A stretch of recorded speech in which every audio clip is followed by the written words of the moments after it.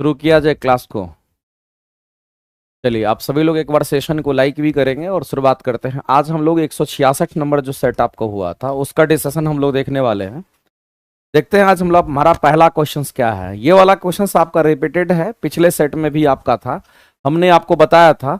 इसमें क्वेश्चन में पूरा स्पष्ट बोला गया है कि आपको लीड नाइट्रेट का घोल लेना है और लीड नाइट्रेट के घोल में आपको क्या करना है, तो पोटेशियम आयोडाइड को मिलाना है। लेड नाइट्रेट के घोल में किसको मिलाना है, तो पोटेशियम आयोडाइड को मिलाना है।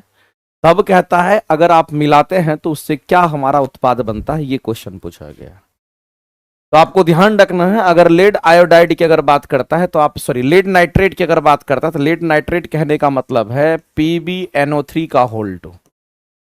और एक सॉल्यूशन है, इसी सॉल्यूशन में किसको डाल दिया गया, तो पोटेशियम आयोडाइड जिसको हम लोग कहते हैं Ki, इसको डाल दिया गया। तब कहता कि बताइए कौन सा प्रोडक्ट हमारा बनेगा।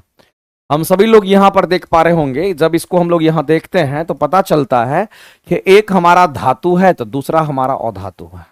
NO3 2 माइनस अधातु हो जाएगा, ये माइनस होगा और इस पर प्लस होगा। पोटासियम हमारा धातु है तो आयोडीन हमारा अधातु है।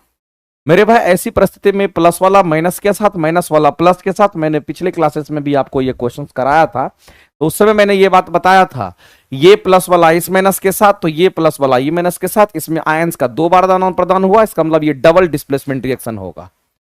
और ऐसी परिस्थिति में किसका फॉर्मेशन हो जाएगा, तो हम लोग कहेंगे यहां पर PbI2 एक तो हमारा होगा ही होगा, साथ ही साथ हमारा क्या KNO3 का निर्माण हो जाएगा इस तरीके से। KNO3 होल 2 का निर्माण हो जाएगा इस तरीके से, आपको ध्यान रखना है, ठीक है।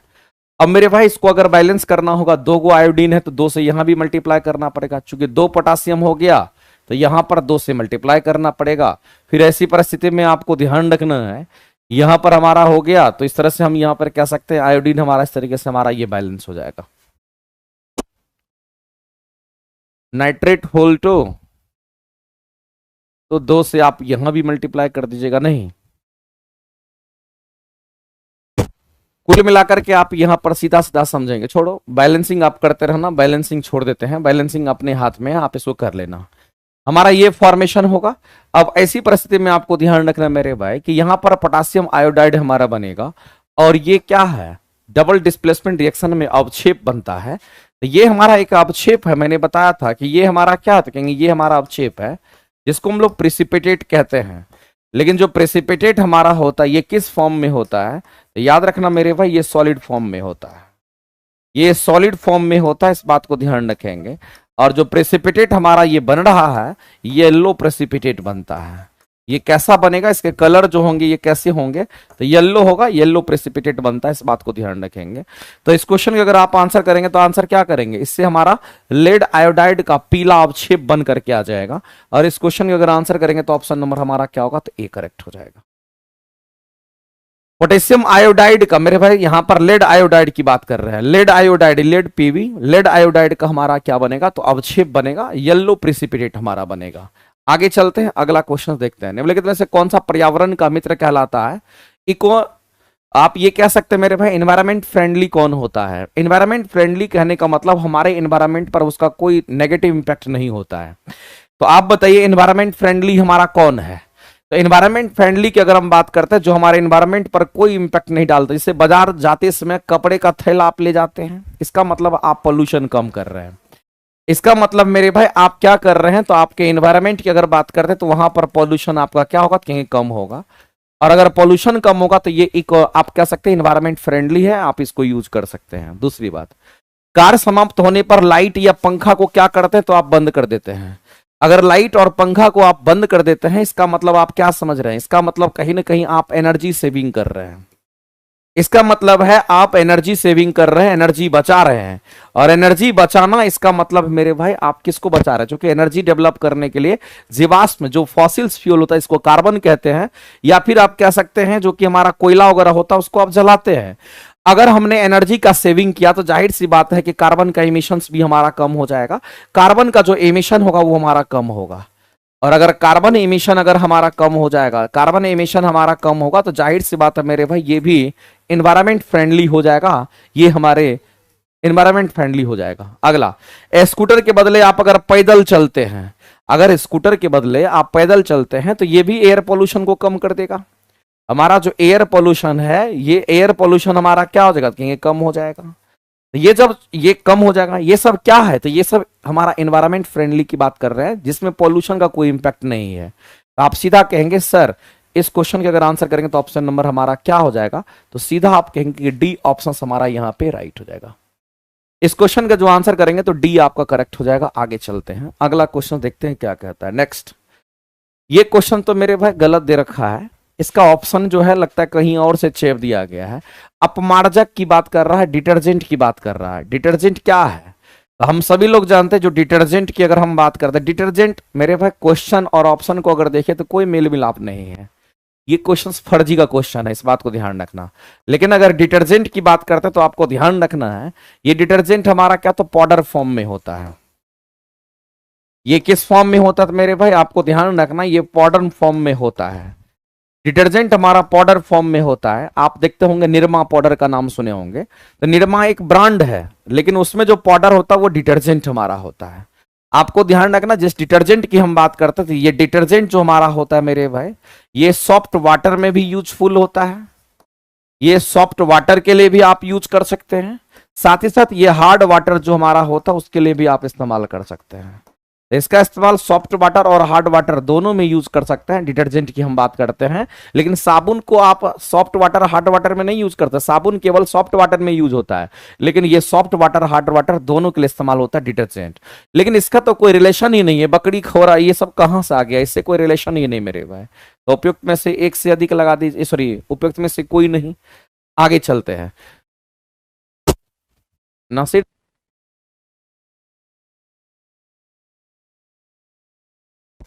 अगला कह रहा है कि दो आवेशित वस्तु पर लगने वाले बल जो है मेरे भाई क्या होंगे।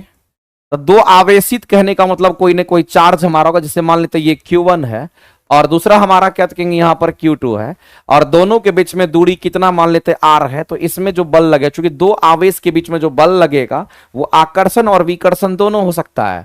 अगर ये सेम चार्ज होगा तो रिपल्सन का फोर्स लगेगा, अगर ये प्लस ये माइनस होगा तो अट्रैक्शन का फोर्स लगेगा। तो यहां पर मेरे भाई जो फोर्स लगेगा, इस फोर्स को हम लोग कहते हैं इलेक्ट्रोस्टैटिक फोर्स। इसको हम लोग क्या कहते हैं, तो इसको हम लोग इलेक्ट्रोस्टैटिक फोर्स के नाम से जानते हैं। और एक बात आप जान लीजिए, ये इलेक्ट्रोस्टैटिक फोर्स हमारा होता है, इसको इससे विद्युत स्थैतिक बल के नाम से इसको जानते हैं। इसको हम लोग क्या कहेंगे, तो इसको हम लोग बोलते हैं विद्युत स्थैतिक बल के नाम से जानते हैं, ये बात आपको ध्यान रखना है। इसको हम लोग क्या कहेंगे, तो इसको हम लोग यहां पर विद्युत स्थैतिक बल कहते हैं, ये बात आपको ध्यान रखनी चाहिए। अब मामला क्या है मेरे भाई कि जो विद्युत स्थैतिक बल हमारा होता है, जिसको इलेक्ट्रोस्टैटिक फोर्स कहते हैं, ये हमारा कैसा होगा, तो कहेंगे अट्रैक्टिव और रिपल्सिव दोनों नेचर का होता है। ये अट्रैक्टिव भी हो सकता है और साथ साथ ये हमारा रिपल्सिव भी हो सकता है। अट्रैक्टिव और रिपल्सिव दोनों नेचर का हमारा होता है। अगर अट्रैक्टिव होगा तो मेरे भाई हम कहेंगे अपोजिट चार्ज के बीच में अट्रैक्टिव होता है। आपको ध्यान रखना मेरे भाई, अगर अपोजिट चार्ज होगा तो अट्रैक्टिव होगा, और अगर सेम चार्ज होगा तो वो कैसा फोर्स जनरेट करेगा, तो कहेंगे सेम चार्ज के बीच में ये रिपल्सिव फोर्स जनरेट करता है। दूसरी बात है कि इसका जो कंसेप्ट दिया गया है, ये कंसेप्ट किसके द्वारा ये दिया गया है, तो ये कंसेप्ट मेरे भाई कूलम्ब नामक साइंटिस्ट ने दिया है। ये कंसेप्ट किसने दिया है, तो आपको ध्यान रखना है, जो कूलम्ब नामक साइंटिस्ट है उन्होंने दिया है, इस बात को ध्यान रखना। और कूलम्ब ने बताया जो इलेक्ट्रोस्टैटिक फोर्स हमारा होता है ये कैसा होता है, तो आप सीधा कहेंगे मेरे भाई असंरक्षी नहीं, ये संरक्षी बल की कैटेगरी में आता है। इसको हम लोग कंजर्वेटिव फोर्स कहते हैं, ये हमारा संरक्षी बल के कैटेगरी में आता है। ये कंजर्वेटिव फोर्स होता है, इस बात को ध्यान रखेंगे, जो रास्ता पर निर्भर नहीं करता है, सिर्फ दोनों के पॉइंट पर निर्भर करता है। तो मेरे भाई ये कूलम्ब का नियम से आता है, और इस तरीके से इस क्वेश्चन का अगर आंसर करेंगे तो ऑप्शन नंबर हमारा सी करेक्ट हो जाएगा। लेकिन अगर कोई पूछेगा कि बताइए कितना फोर्स जनरेट करेगा, तो वो फोर्स कितना होगा, तो आप डायरेक्ट कह सकते हैं कि ये फोर्स हमारा कितना होगा, तो कहेंगे यहां पर k times Q1 into Q2 divided by हमारा R स्क्वायर हो जाएगा। इस बात को ध्यान रखना, इतना ही हमारा इलेक्ट्रोस्टैटिक फोर्स जनरेट होगा दो चार्ज के बीच में। अगर उनके बीच की दूरी क्या है, तो R है, तो हम लोग डायरेक्ट कह सकते हैं, इसमें कहीं से कोई दिक्कत नहीं है। इसमें मेरे भाई k जो है हमारा है इलेक्ट्रोस्टैटिक कांस्टेंट होता है, और उसकी वैल्यू याद रखना, कई बार वैल्यू पूछता है 9 इंटू 10 टू द पावर कितना, तो 9 हो जाएगा। और इसका यूनिट क्या होगा, तो कहेंगे न्यूटन मीटर स्क्वायर पर क्या होगा, तो कहेंगे चार्ज गुना चार्ज, यानी कूलम गुना कूलम, इसका मतलब कूलम स्क्वायर हो जाएगा। तो ये वैल्यू भी आप याद रख सकते हैं। आगे चलते हैं, अगला क्वेश्चन हम लोग देखते हैं क्या कहता है। अगला क्वेश्चन हमारे सामने में है, कहता है कि ये क्वेश्चन मेरे भाई पिछले क्लासेस में भी हम छांटे थे, फिर से रिपीट करके इसको हटाइए, जाने दीजिए। आगे चलते, क्रांति कोण हमारा जो होता है वो हमारा क्रिटिकल एंगल क्या है, ये आपसे पूछा गया है। तो सबसे पहला चीज है कि क्रांति कोण की अगर बात करते हैं तो आपको मैंने पहले भी बोला था कि जब कभी भी आपको क्रिटिकल एंगल को फाइंड आउट करना होता है तो आप क्या करते हैं, तो क्रांति कोण के लिए कंडीशन ही इंपॉर्टेंट है, इस बात को ध्यान रखना। कभी भी अगर आपको क्रांति कोण अगर चाहिए तो क्रांति कोण के लिए क्या कंडीशन है, क्रांति कोण आपको तभी मिलेगा मेरे भाई जब प्रकाश किधर से किधर जाना चाहिए, ये ऑलवेज ऐसा होना चाहिए। प्रकाश हमारा प्रकाश सघन माध्यम से, प्रकाश सघन माध्यम से किधर, तो प्रकाश सघन से विरल की ओर जाता है, तभी ये कोण देखने को मिलेगा। एक तो घटना ये। दूसरी बात आपको ध्यान रखना मेरे भाई कि अगर क्रांति कोण की अगर बात करता है, अगर इसको क्रांति कोण कहते हैं, अगर हम इसको क्रिटिकल एंगल कहते हैं, तो इस एंगल के लिए प्रकाश हमेशा, ये ऑलवेज मेरे भाई, हमेशा का मतलब होता हमेशा, प्रकाश किधर से किधर, तो सघन से विरल में हमारा जाना चाहिए, विरल से सघन नहीं चलेगा। दूसरी बात, क्रांति कोण के लिए आपको ध्यान रखना है कि जो अपवर्तन कोण होना चाहिए हमारा कितने डिग्री का होना चाहिए, तो आपको ध्यान रखना क्रांति कोण के लिए अपवर्तन कोण जो हमारा होना चाहिए, अपवर्तन कोण की वैल्यू 90 डिग्री की होनी चाहिए।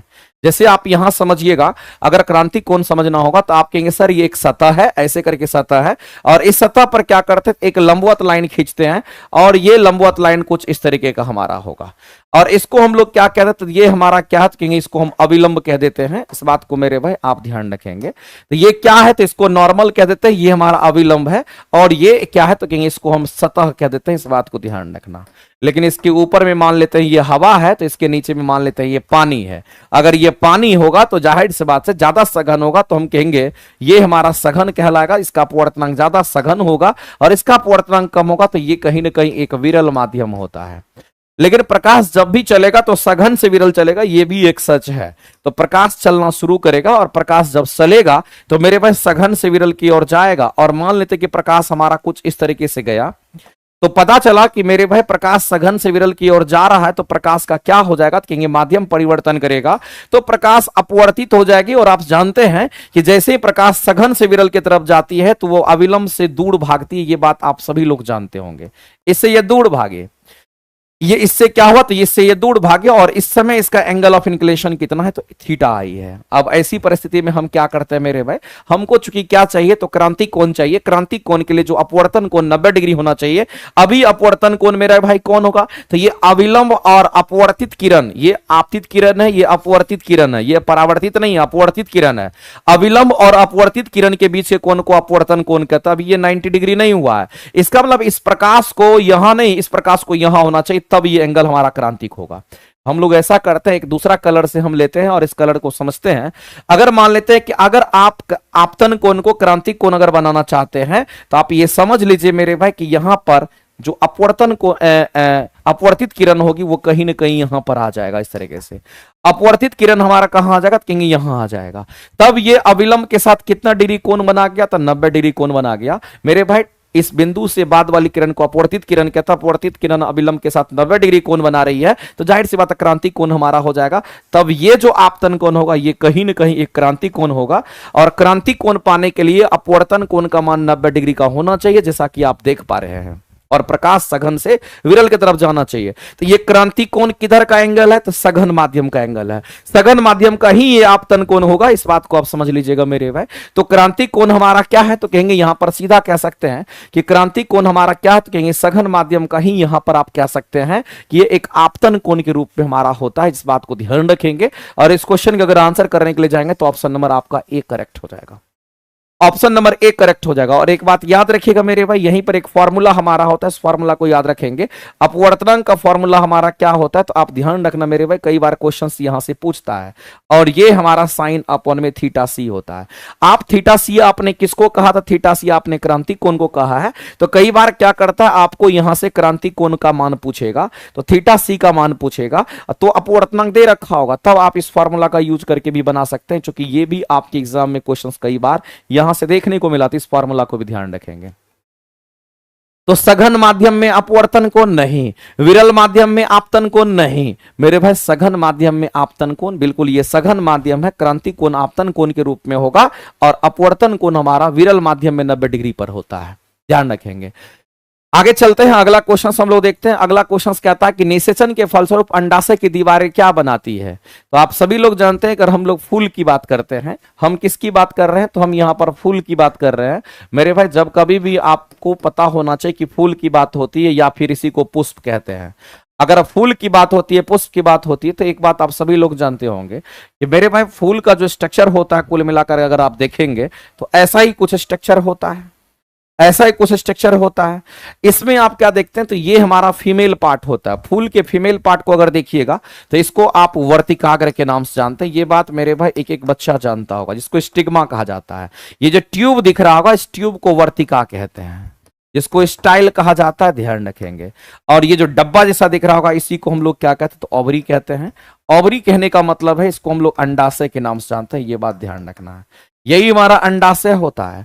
अब इसी अंडाशय के अंदर क्या होता है, कहेंगे इसी अंडाशय के अंदर हमारा क्या होता है मेरे भाई, तो यहां पर बीज का निर्माण होता है, जो कि एक ओव्यूल होता है जो बीज का निर्माण करता है।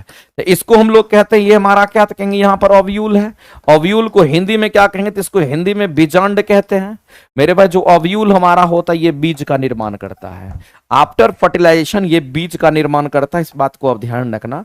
और आफ्टर फर्टिलाइजेशन जो हमारा ओवरी होता है, जो ओवरी की दीवारें होती है, जो ओवरी की दीवारें होती है, वो फल का निर्माण करता है। तो एक बात तो हम लोग जानते हैं कि जो ओवरी होता है ये फल का निर्माण करता है। इसका मतलब है यहां से साफ साफ हो गया मेरे भाई कि अगर अंडाशय की दीवारें क्या बनाती है, तो अंडाशय जो ओवरी होती है, ओवरी हमारा फल का निर्माण करेगी। तो इस क्वेश्चन के आप आंसर करेंगे तो आप फ्रूट को ही करेक्ट करोगे। जाहिर सी बात है, जो ओवरी होगा और उस ओवरी की जो दीवारें होती वो कहीं ना कहीं फ्रूट की दीवार का निर्माण करेगा। और इस क्वेश्चन के आंसर करेंगे ऑप्शन नंबर सी आपका राइट हो जाएगा। और ये सब फीमेल पार्ट है, ये बात आप जानिए फूल का। आगे चलते हैं, अगला हम लोग देखते हैं पायरुवेट के विखंडन से यह कार्बन डाइऑक्साइड जल तथा ऊर्जा देता है, यह क्रिया किसमें होती है, ये क्वेश्चन आपसे पूछा गया मेरे भाई। इसके लिए एक बात आप समझने की कोशिश कीजिएगा।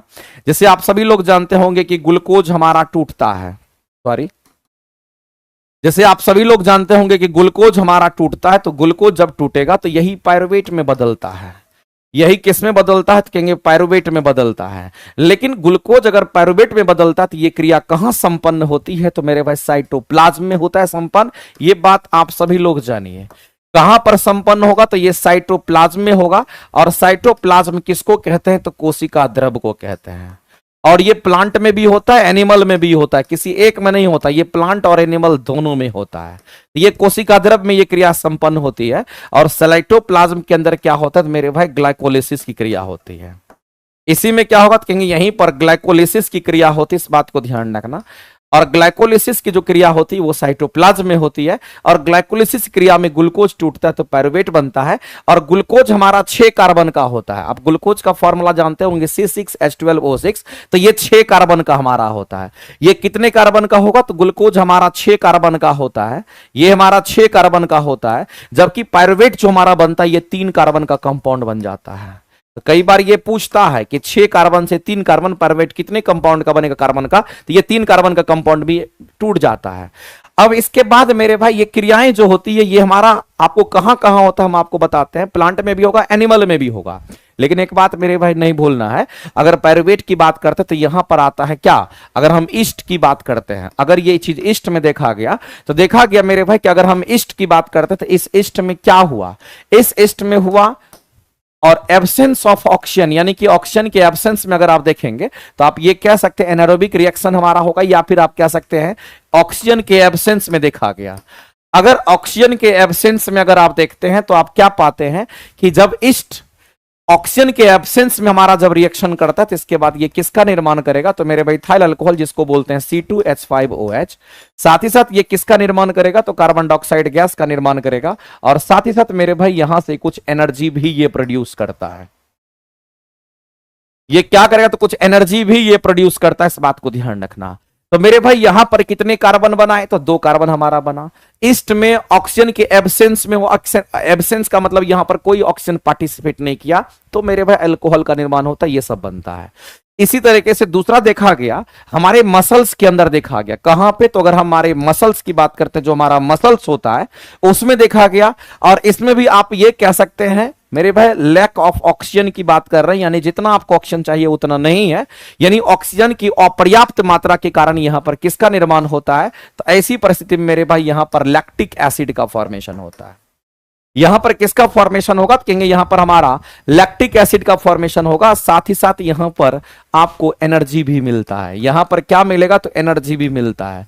लेकिन जो लैक्टिक एसिड होता है ये कितने कार्बन का बनेगा, तो कहेंगे ये 3 कार्बन, पूरा का पूरा ये लिख लीजिएगा चूंकि क्वेश्चन आता रहता है यहां से।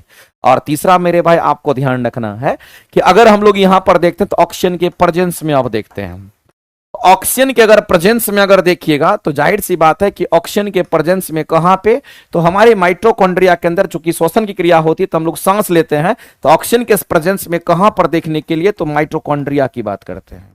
तो माइटोकॉन्ड्रिया में हम सभी लोग जानते हैं कि श्वसन की क्रिया होती है, तो यहां पर क्या होगा, तो जैसे ऑक्सीजन के प्रेजेंस में आप देखिएगा तो यहां पर आपको क्या मिलेगा, तो यहां से कार्बन डाइऑक्साइड गैस बनता है। हम लोग ऑक्सीजन लेते हैं तो कार्बन डाइऑक्साइड छोड़ते हैं, कार्बन डाइऑक्साइड बनेगा, साथ ही साथ मेरे भाई यहां पर जल की मात्रा बनेगी और यहां पर एनर्जी भी हमें प्राप्त होता है, यहां से एनर्जी भी हमें बॉडी में मिलता है। इस बात को आप ध्यान रखना, एटीपी के रूप में मेरे भाई। तो आपसे जो क्वेश्चन पूछा गया वो क्या पूछा है कि आपसे पूछा गया कि पायरुवेट जब विखंडित होता है, पायरुवेट जब विखंडित होता है तो क्या बनाएगा, तो पायरुवेट विखंडित हुआ तो ये बना, पायरुवेट विखंडित हुआ तो ये बना, पायरुवेट विखंडित हुआ तो ये बना। लेकिन मेरे भाई आप ध्यान रखेंगे इससे क्या क्या बना, ये तीनों इंफॉर्मेशन आपको पता होना चाहिए। तो पायरुवेट के विखंडन से यहां कार्बन डाइऑक्साइड बनने की बात कर रहा है, जल बनने की बात कर रहा है और ऊर्जा देने की बात कर रहा है। इसका मतलब मेरे भाई अगर इसको आप गौर से देखिएगा तो आपको एक चीज पता चल रहा होगा, इस क्वेश्चन के अगर आंसर करने होंगे तो आप क्या करेंगे, आपको ये बन रहा है और ये कहीं ना कहीं हमारे माइटोकॉन्ड्रिया में क्रेब्स चक्र के दौरान होता है, जिसको आप क्रेब्स साइकिल कहते हैं, वहीं पर इसका फॉर्मेशन होगा। तो इस क्वेश्चन के अगर आंसर करेंगे तो ऑप्शन नंबर बी के साथ आप जाइएगा मेरे भाई, इस क्वेश्चन का आंसर करेंगे ऑप्शन नंबर बी करेक्ट हो जाएगा। ऑप्शन नंबर बी जो है आपका किसी भी सूरत में ये करेक्ट आंसर हो जाएगा। आगे चलते हैं, अगला क्वेश्चन हम लोग देखते हैं।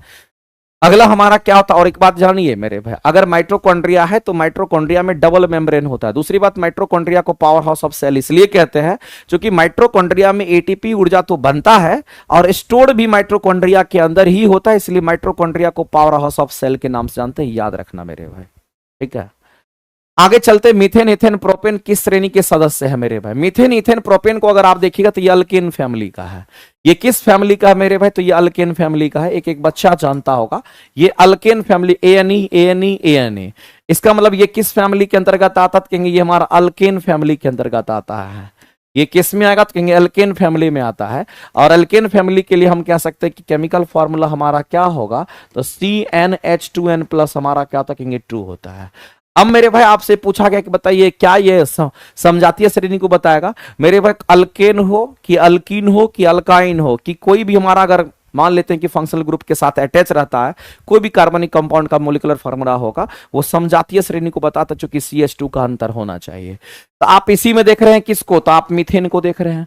आप देख रहे हैं मेरे भाई किसको, तो इथेन को देख रहे हैं, एक कार्बन 2 हाइड्रोजन बढ़ेगा। आप देख रहे हैं मेरे भाई किसको, तो प्रोपेन को, C3H8 कह दीजिए, एक कार्बन और बढ़ा दीजिए, C4H10 हो जाएगा। तो ये अल्केन ग्रुप में ऐसा ही होगा। आप इसमें 1 पुट करिए तो ये मिलेगा, 2 पुट करिए तो ये मिलेगा, 3 पुट करिए तो ये मिलेगा, 4 पुट करिए तो ये मिलेगा। तो आप इसमें अंतर कितने का देख रहे हैं, तो इसमें CH2 का अंतर आप देख रहे हैं। कितने का अंतर आ रहा है मेरे में, तो CH2 का अंतर। यहां भी कितने का अंतर आएगा, तो कहेंगे CH2 का अंतर। यहां भी कितने का अंतर, तो कहेंगे CH2 का अंतर। तो मेरे भाई सब में CH2 का अंतर है, इसको मिथाइलिन ग्रुप कहते हैं। ये कहीं ना कहीं समजातीय श्रेणी को बताता। आप आंसर करेंगे ऑप्शन नंबर ए, आपका करेक्ट हो जाएगा।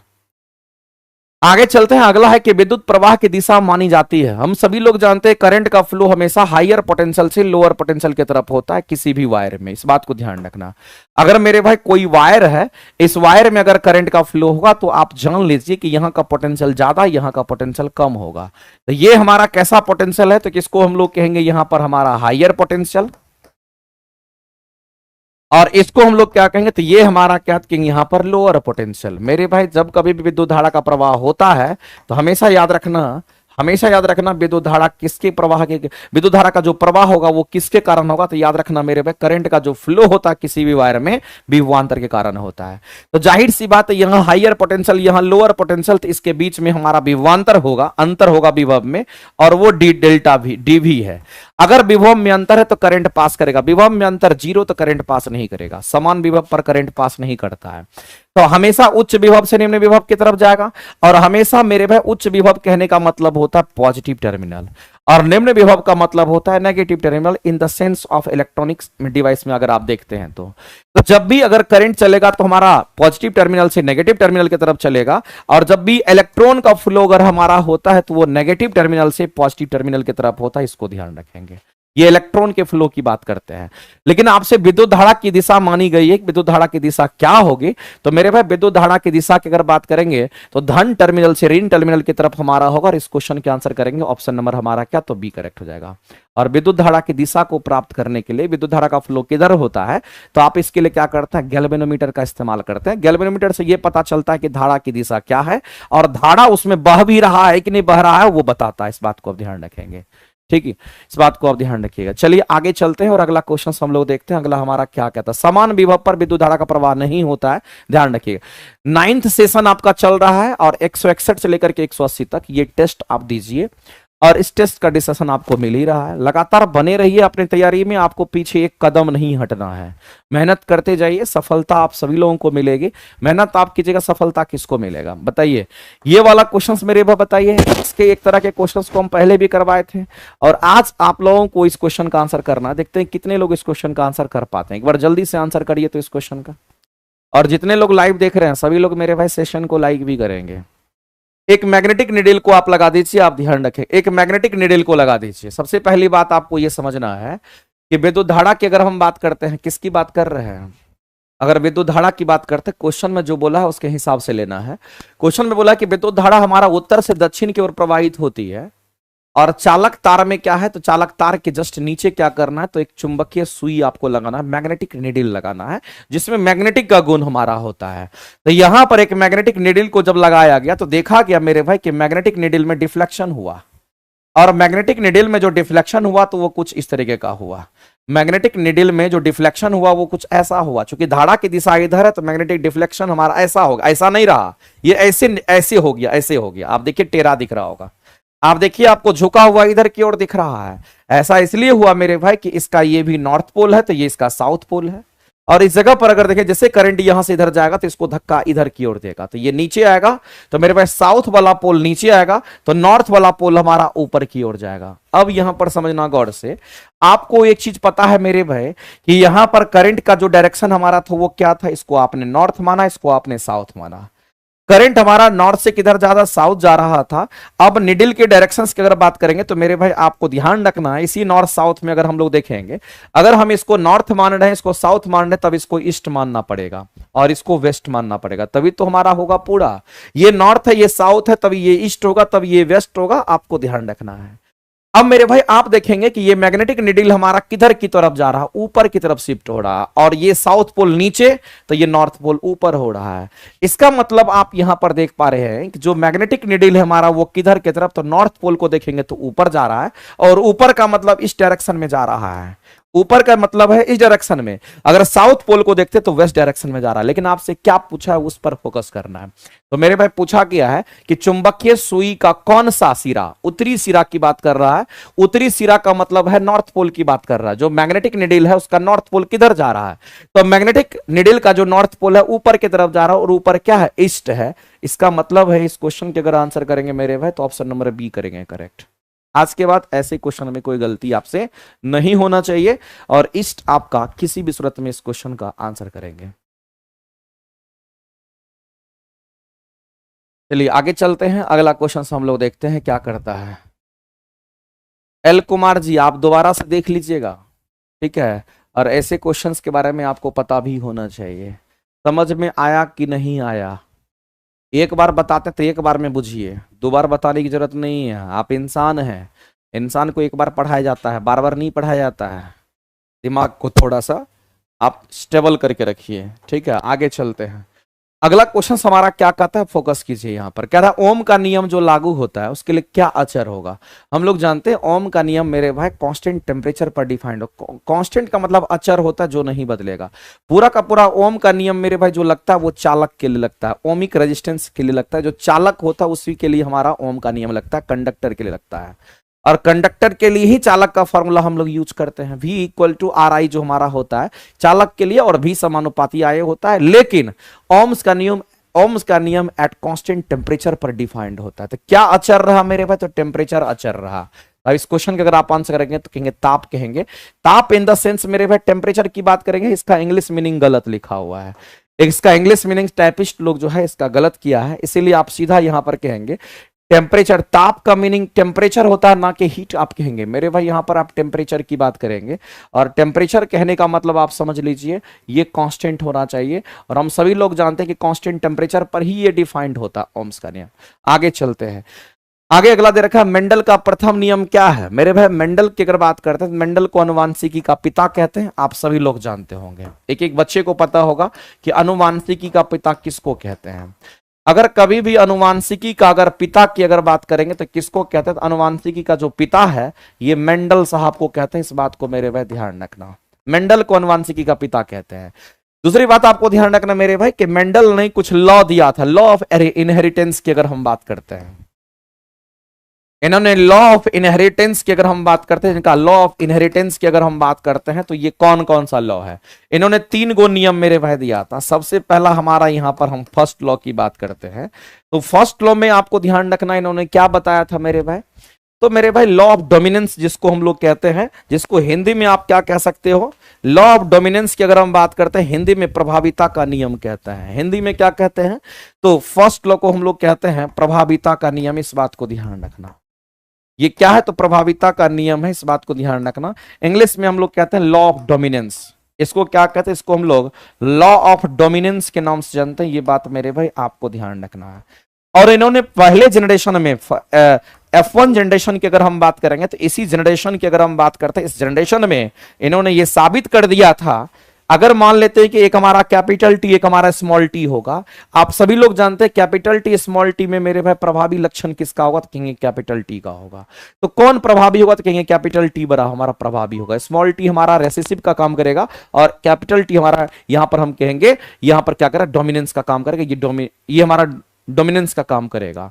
तो ये प्रभाविता को दिखाता। कैपिटल टी स्मॉल टी का मतलब होता है कि अगर एक कैपिटल टी लंबा पौधा को दिखाता है और स्मॉल टी अगर बौना पौधा को दिखाता है, जब दोनों में क्रॉस कराया गया तो देखा गया कि सभी पौधे लंबे ही आ रहे हैं। क्यों? क्योंकि capital T small T, capital T small T, capital T small T ही का ही हमारा यहां पर अलील बन रहा है। तो वैसी परिस्थिति में जो कैपिटल टी है वो कहीं ना कहीं प्रभाविता के लक्षण को दिखाता है, और जिससे यह पता चलता है कि सभी पौधे हमारे क्या हैं? तो लंबे हो जाएंगे। तो ये पहला नियम उनका था। अगर इनके दूसरे नियम की अगर हम बात करते हैं, सेकंड लॉ की अगर बात करते हैं, तो मेरे भाई इनका जो सेकंड लॉ है इसको हम लोग क्या कहते हैं? इसको हम लोग कहते हैं मेंडल का स्वतंत्र विन्यास का नियम कहते हैं। इसको क्या कहेंगे? तो मेंडल का स्वतंत्र विन्यास का नियम कहते हैं। इस बात स्वतंत्र विन्यास का नियम कहते हैं, ये बात मेरे भाई आपको विन्यास का नियम कहते हैं। ये इसका सेकंड लॉ है। और अगर हम इसकी बात करते हैं, इसमें आपको ध्यान रखना है मेरे भाई, इसमें उन्होंने क्या बताया था? इंडिपेंडेंट जो असॉर्टमेंट था इनका, Mendel law of independent assortment की अगर हम बात करते हैं, तो इनका ये कहना था मेरे भाई, ये क्या होगा? तो कहेंगे यहां पर हम लोग सीधा कैसे नहीं, सेकंड लॉ में अगर आप देखेंगे तो सेकंड लॉ हमारा कौन सा होगा? तो कहेंगे ये हमारा सेकंड लॉ नहीं, ये हमारा थर्ड लॉ की बात कर रहा है। ये सेकंड लॉ नहीं है, सेकंड लॉ में होता है लॉ ऑफ सेग्रीगेशन की हम बात करें, ये थर्ड लॉ था। लॉ ऑफ सेग्रीगेशन हमारा आता है, इसमें आता है मेरे भाई पृथक्करण का नियम। दूसरा जो हमारा आता है इसको हम लोग कहते हैं पृथक्करण का नियम, इस बात को ध्यान रखेंगे। ये हमारा पृथक्करण का नियम है, इस बात को ध्यान रखना। और पृथक्करण के नियम को क्या कहते हैं? लॉ ऑफ सेग्रीगेशन कहते हैं। इसको हम लोग क्या कहेंगे? तो मेरे भाई लॉ ऑफ सेग्रीगेशन कहते हैं। सेग्रीगेशन का मतलब होता है अलग अलग हो जाना। तो लॉ ऑफ सेग्रीगेशन क्या कहता है?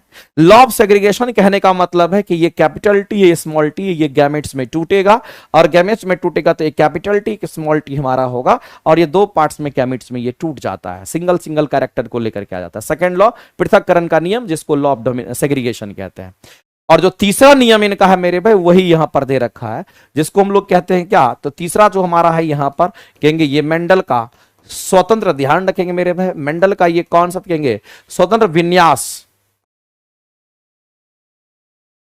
का नियम आपको दे रखा है। मेंडल का स्वतंत्र विन्यास का जो नियम हमारा होगा, इसमें क्या है? तो आपको ध्यान रखना है, इसके अंदर विन्यास के नियम की अगर हम बात करते हैं तो इसमें आपको ध्यान रखना है। जैसे मान लेते हैं कि कोई कैपिटल टी स्मॉल टी की बात कर रहा है, साथ ही साथ मेरे भाई यहां पर अगर हम लोग दूसरा कोई भी ले लेते हैं, जैसे स्मॉल आर कैपिटल आर की बात कर रहा है, इसमें अगर क्रॉस कराया जाता है तो आपको पता होगा ये गैमेट्स में टूटेगा, ये कैपिटल टी स्मॉल टी, फिर ये गैमेट्स में टूटेगा, फिर ये स्मॉल आर कैपिटल आर होगा, तब इसके साथ फिर इसका करा दीजिए तो आपको कैपिटल टी स्मॉल आर मिलेगा, फिर इसका इसके साथ करा दीजिए तो कैपिटल टी कैपिटल आर मिलेगा, फिर इसका इसके साथ कराइए तो स्मॉल टी स्मॉल आर मिलेगा, फिर इसका इसके साथ कराइए तो स्मॉल टी कैपिटल आर मिलेगा।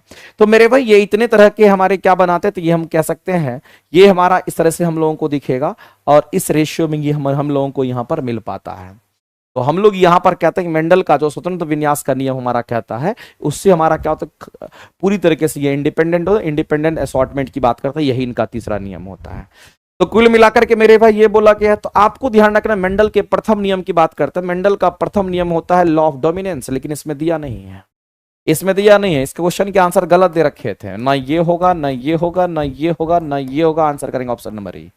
तो मेरे भाई चूंकि पहला लॉ की बात कर रहा, फर्स्ट लॉ की बात कर रहा, तो आंसर मेरे भाई ये होना चाहिए था, इस क्वेश्चन का आंसर जो होना चाहिए प्रभाविता का नियम होना चाहिए था, लेकिन ऑप्शंस में नहीं है। तो आप ऑप्शंस कौन सा लगाएंगे, तो आप ऑप्शन करेंगे ऑप्शन नंबर ई, आपका राइट हो जाएगा। आगे चलते हैं, अगला क्वेश्चन देखते हैं मेरे भाई। द्वितीय आवर्त में तत्वों के लिए कौन सा सेल बाह्यतम सेल है हमारा, कौन सा सेल बाह्यतम सेल है मेरे भाई, K shell, M shell, L shell, बताइए इसमें से कौन सा बाह्यतम सेल को बताता है। अच्छा, सेकेंड आवर्त की बात कर रहा है मेरे भाई, इस पर फोकस करना, डायरेक्ट नहीं बताना है।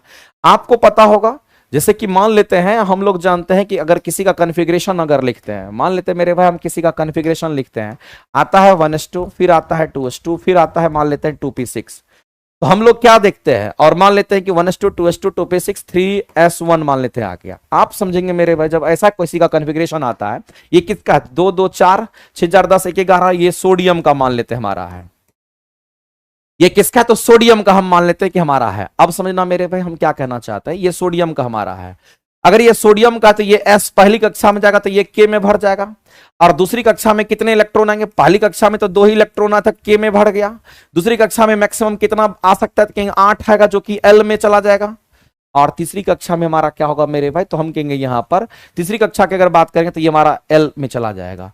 तो आपको यहां ध्यान रखना है, द्वितीय आवर्त की बात कर रहा है, सेकेंड आवर्त की बात कर रहा है, और आप जानते हैं कि पहला आवर्त के पहले ग्रुप में हमारा क्या होता है, ह लीना का रबसस फरियाद, ह लीना का रबसस फरियाद, ऐसे करके देख लीजिए। दूसरा आप यहां भी देख लीजिएगा, बेमक्का सरबड़ा, मेरे भाई कोई दिक्कत नहीं, आप कहीं से भी निकाल लीजिए, बेमक्का सरबड़ा अगर हम लोग बोले इस तरीके से। अब यहां पर देखिए, आपको यहां पर देखना है मेरे भाई, तो आप समझिए सेकेंड आवर्त की बात कर रहे थे, ये हमारा फर्स्ट आवर्त है और ये हमारा सेकेंड आवर्त है, और आपसे सेकेंड आवर्त की बात कर रहे हैं तो आप कोई भी एलिमेंट उठा लीजिए, आप लिथियम लीजिए कि आप बेरिलियम लीजिए, फर्क नहीं पड़ता, आप लिथियम लीजिए कि बेरिलियम लिए, फर्क नहीं पड़ता मेरे भाई। अगर हम यहां पर लिथियम को लेते हैं तो हाइड्रोजन हीलियम लिथियम परमाणु संख्या कितना है इसका, तो कहेंगे 3 है, अगर 3 होगा तो 3 गो इलेक्ट्रॉन इसके पास होगा, तो पहली कक्षा में 2 इलेक्ट्रॉन, दूसरी कक्षा में 1s2 क्या होगा, तो कहेंगे 1s2 2s2 होता तो 2s1 हो जाएगा। तो जाहिर सी बात है पहली कक्षा में कितने इलेक्ट्रॉन, तो कहेंगे 2 इलेक्ट्रॉन, इसका मतलब ये के सेल में चला गया, और बचा क्या, तो ये वाला, और ये किस सेल में जाएगा, तो इसका मतलब ये एम सेल में जाएगा, सॉरी के बाद क्या होता है, कहेंगे के के बाद हमारा एल होता है। इसी तरीके से मेरे भाई लिथियम के बाद आप बेरिलियम पे भी देख लीजिए, hydrogen helium lithium beryllium, beryllium का कितना होता है, कहेंगे 4 होता है, अगर इसको लिखेंगे तो आप लिखेंगे 1s2, फिर आप लिखेंगे 2s2, तो पहली कक्षा में तो 2 इलेक्ट्रॉन जाएगा, तो इसको के सेल में आप डाल दीजिए, दूसरी कक्षा में अगर देखिएगा तो 8 इलेक्ट्रॉन होना चाहिए, लेकिन यहां पर 2 ही इलेक्ट्रॉन, इसका मतलब एल सेल में चला गया। तो मेरे भाई आपसे क्वेश्चन क्या पूछा है, जो पूछा है उसके हिसाब से आप आंसर करेंगे। कहता है द्वितीय आवर्त में तत्वों के लिए कौन सा सेल बाह्यतम होगा, तो मेरे भाई हम सेकंड आवर्त को फोकस करेंगे, हम थर्ड आवर्त को फोकस नहीं करेंगे, इसको नहीं करेंगे, इसको नहीं करेंगे, इसको नहीं करेंगे, इसको नहीं करेंगे, और ना ही इसको करेंगे, हम सेकंड आवर्त को फोकस करेंगे। और सेकंड आवर्त में आपको ध्यान रखना कि बाह्यतम सेल की बात कर रहा है, तो बाह्यतम सेल कौन सा होगा, ये होगा, बाह्यतम सेल कौन सा होगा, कहेंगे ये होगा। तो मेरे पास बाह्यतम सेल कहीं ना कहीं एल सेल के अंतर्गत आता है, इस बात को आप ध्यान रखेंगे इस तरीके से। हेलो,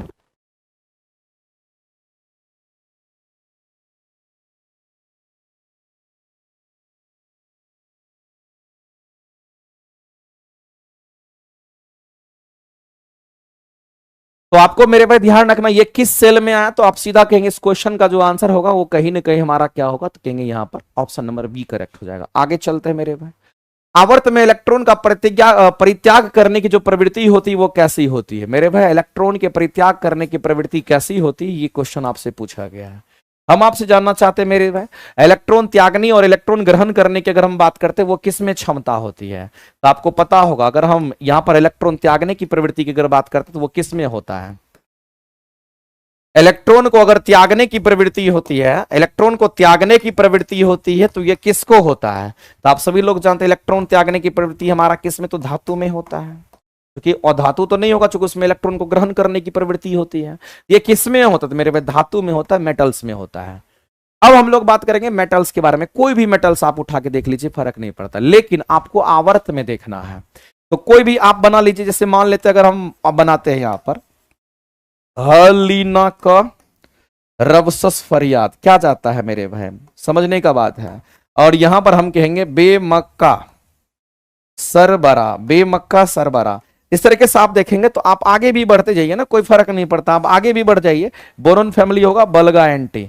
मान लेते हैं मेरे भाई किसी एक की बात करते, किसी एक आवर्त में देखते हैं, मान लेते हैं ये तीसरे आवर्त में देखते हैं। आपको पहले में देखना देख लीजिए, दूसरे में देखना देख लीजिए, लेकिन पहले आवर्त में ये भी अधातु तो हीलियम भी अधातु, इसलिए पहले आवर्त में तो धातु है ही नहीं। पहले आवर्त में तो धातु है ही नहीं, एक जगह हाइड्रोजन है, एक तरफ हीलियम है, दोनों अधातु है। तो मेरे भाई पहला, हम पहले की तो बात ही नहीं करेंगे, इसलिए इसका चर्चा ही नहीं है। हाँ, ये हमारा धातु है, ये हमारा धातु है। आप इसमें से किसी को आप देख लीजिए, इलेक्ट्रॉन त्यागने की प्रवृत्ति की अगर बात करता है, तो अगर आप सोडियम की बात करेंगे तो सोडियम की परमाणु संख्या कितनी होती है? तो कहेंगे 11 होता है। और आप देखेंगे तो क्या लिखेंगे? तो यहां पर कहेंगे इसका इलेक्ट्रॉनिक कन्फिग्रेशन क्या होगा? तो 1s2 होगा, 1s2 2s2, फिर हमारा क्या होगा? कहेंगे 2p6, और फिर हमारा कितना? तो 6 4 10, 1s2 2s2 2p6 3s1 आप कहेंगे। इसी तरीके से मेरे भाई आप मैग्नीशियम का देख लीजिए, मैग्नीशियम का 12 होगा, तो आप कहेंगे सर यहां पर 1s2, फिर यहां पर 2s2, फिर यहां पर 2p6, और फिर यहां पर 3s2 हो जाएगा। इसी तरीके से आप एल्युमिनियम का देख लीजिए, एल्युमिनियम का 13 होता, परमाणु संख्या भी बढ़ रहा है। आवर्त में परमाणु संख्या बढ़ता है, चूंकि हमारा पीरियोडिक टेबल आवर्त में परमाणु संख्या के बढ़ते क्रम में सजा हुआ है। इसको देखेंगे तो 1s2, फिर हमारा 2s2, फिर हमारा 2p6, फिर हमारा क्या कहेंगे 3s3 होगा। मेरे भाई आपको ध्यान रखना है, इलेक्ट्रॉन त्यागने की प्रवृत्ति की बात कर रहा है, तो आप देख रहे हैं कि यहां पर एक इलेक्ट्रॉन को त्याग कर सकता है, यहां पर 2 इलेक्ट्रॉन त्याग कर सकता है, यहां पर 3 इलेक्ट्रॉन त्याग कर सकता है। जो बाहरी कक्षा के इलेक्ट्रॉन है वो त्याग कर सकता है। और हम सभी लोग जानते हैं अगर कोई धातु है तो उसके बाहरी कक्षा में 1 इलेक्ट्रॉन, 2 इलेक्ट्रॉन या 3 इलेक्ट्रॉन ही होता है, तो उसी को त्याग कर सकता है। 4 इलेक्ट्रॉन में साझेदारी करने लगता है, 1 इलेक्ट्रॉन 2 इलेक्ट्रॉन 3 इलेक्ट्रॉन तक त्याग करता है। और जब 1 इलेक्ट्रॉन 2 इलेक्ट्रॉन 3 इलेक्ट्रॉन तक त्याग करता है, तब हम कहेंगे मेरे भाई ऐसी परिस्थिति में हम लोग सीधा कह सकते हैं कि इधर से अगर हम इधर की ओर जाते हैं, अगर इधर से इधर की तरफ अगर हम जाते हैं, तो इसकी परमाणु संख्या जो एटॉमिक नंबर है वो हमारा क्या होगा? तो मेरे भाई एटॉमिक नंबर हमारा यहां पर बढ़ता है, एटॉमिक नंबर हमारा बढ़ता है। तो आपसे कह रहा है कि आवर्त में इलेक्ट्रॉन परित्याग करने की प्रवृत्ति कैसी होती है? तो इलेक्ट्रॉन परित्याग करने की प्रवृत्ति बढ़ती है। आप देखिए ये इलेक्ट्रॉन को त्याग करेगा तो 1, ये इलेक्ट्रॉन 2 को त्याग कर सकता है, ये इलेक्ट्रॉन 3 को त्याग कर सकता है। तो इलेक्ट्रॉन त्यागने की प्रवृत्ति बढ़ रही कि नहीं बढ़ रही है? मेरे भाई सीधा सा बात है, इलेक्ट्रॉन त्यागने की प्रवृत्ति बढ़ रही है। जब आप इधर से इधर की ओर जाएंगे तो इलेक्ट्रॉन का त्याग बढ़ेगा। इलेक्ट्रॉन को त्यागने की प्रवृत्ति क्या हो रही है? इलेक्ट्रॉन को त्यागने की प्रवृत्ति बढ़ रही है। इलेक्ट्रॉन के त्यागने की जो प्रवृत्ति है वो क्या हो रही है? तो कहेंगे यहां पर हमारा बढ़ रहा है। इस तरीके से आपको ध्यान रखना।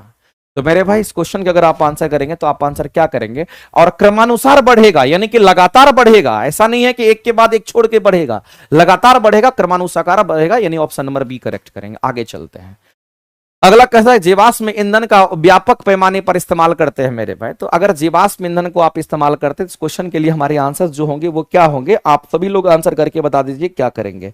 तो मेरे भाई हम सभी लोग जानते हैं जीवाश्म ईंधन कहने वाला हम कोयला जलाते हैं, पेट्रोलियम ऑयल जलाते हैं, यही सब हमारा होता है, गैस जलाते हैं। तो ये पर्यावरण को क्या करता है? प्रदूषित होता है। इससे इस बात को ध्यान रखना। अगर ज्यादा मात्रा, व्यापक पैमाना का मतलब होता है आप ज्यादा मात्रा में यूज कर रहे हैं किसको? तो फॉसिल फ्यूल की बात कर रहे हैं, जिसमें आपको कार्बन आता है, जिसमें कोयला आता है, जिसमें हम कोयला की बात करते हैं वो हमारा एक फॉसिल फ्यूल है। आप पेट्रोल डीजल जलाते हैं वो फॉसिल फ्यूल है। इस बात को ध्यान रखना।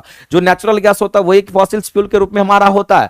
हम कहेंगे मेरे भाई अगर इसको ज्यादा मात्रा में अगर यूज करते हैं हम लोग जीवाश्म ईंधन को, तो प्रदूषण तो हमारा पर्यावरण प्रदूषण होता है। यहां कह रहा है पर्यावरण अप्रभावित होगा, गलत है।